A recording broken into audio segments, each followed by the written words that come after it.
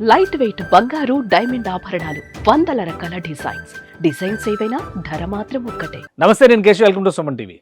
ఆంధ్రప్రదేశ్లో కూటమి ప్రభుత్వం ఏర్పడిన తర్వాత శరవేగంగా స్పీడ్ ఆఫ్ డూయింగ్ బిజినెస్ పేరుతో తీసుకున్నటువంటి నిర్ణయాలు ఆసక్తికరంగా మారుతున్నాయి.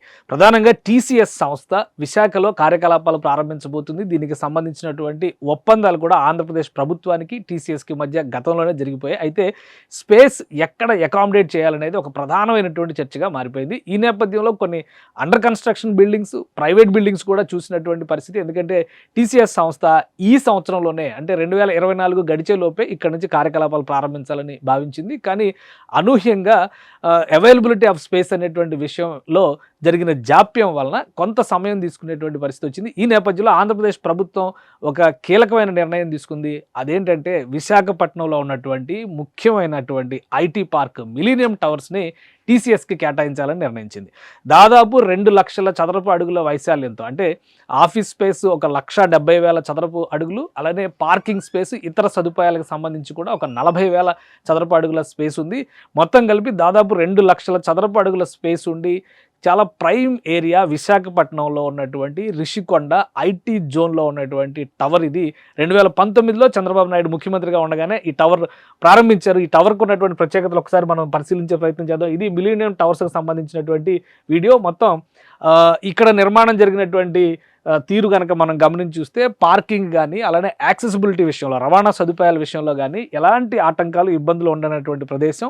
ఆల్రెడీ ఇక్కడ కొన్ని ఐటీ కంపెనీలు సర్వీసెస్ ప్రారంభించిన గతంలో 2019లో. అలానే ఫిన్టెక్ వ్యాలీ, అంటే ఫైనాన్షియల్ టెక్ సొల్యూషన్స్ కోసం ఆంధ్రప్రదేశ్ ప్రభుత్వం ఫిన్టెక్ పార్క్గా కూడా ఇక్కడ ఈ ప్రాంతాన్నే హెడ్ క్వార్టర్గా, అంటే సెంట్రల్ ఏరియాగా డెవలప్ చేయాలనేటువంటి ఆలోచన 2018-19లో చేసింది. ఆ సమయంలో కొన్ని సంస్థలు ఇక్కడ ఆపరేషన్స్ ప్రారంభించింది. కానీ 2019లో వైఎస్ జగన్మోహన్ రెడ్డి ప్రభుత్వం ఏర్పడిన తర్వాత ప్రయారిటీలు, ప్రాధాన్యాలు మారిపోయినాయి.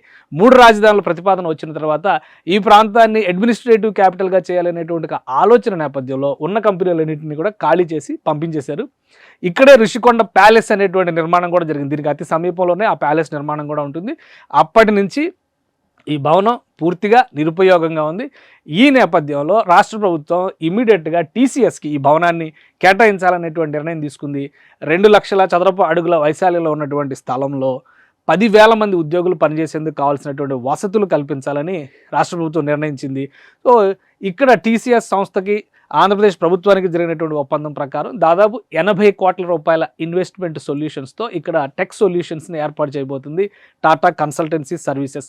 అతి త్వరలోనే 2-3 నెలల్లోనే ఇక్కడ నుంచి టాటా సంస్థ కార్యకలాపాలు పెద్ద ఎత్తున ప్రారంభమయ్యేటువంటి అవకాశం ఉంది. విశాఖని ఐటీ జోన్గా మారుస్తామనేటువంటి మాట పదే ఐటీ శాఖ మంత్రి నారా లోకేష్ చెబుతున్నారు. ఈ నేపథ్యంలోనే స్పీడ్ ఆఫ్ డూయింగ్ బిజినెస్ని ఒక కాన్సెప్ట్గా తీసుకుని కొత్త భవనాల నిర్మాణం కోసం సమయం వృధా చేసే కంటే తక్షణం అందుబాటులో ఉన్నటువంటి ప్రత్యామ్నాయాలపై దృష్టి పెట్టాలని ముఖ్యమంత్రి చంద్రబాబు నాయుడు ఆదేశించారు. దానికి తగ్గట్టుగా ఈ మిలీనియం టవర్స్ ప్రస్తుతం ఏపీఐఐసి, ఆంధ్రప్రదేశ్ ఇన్ఫ్రాస్ట్రక్చర్ కార్పొరేషన్ కంట్రోల్లో ఉన్నటువంటి భవనం ఇది. సో ఇది వెంటనే హ్యాండ్ ఓవర్ చేయాలి. ఎందుకంటే రాష్ట్రంలో అనేక చోట్ల ఏపీఐఐసి అనేక భవనాల నిర్మాణం చేసింది. ఆ నిర్మాణం చేసినటువంటి భవనాల్లో ఐటీ కానీ, ఇండస్ట్రియల్ పార్కులు కానీ, అలానే హోటల్ అండ్ హాస్పిటాలిటీకి సంబంధించినటువంటి సంస్థలు కానీ పనిచేస్తూ ఉన్నాయి.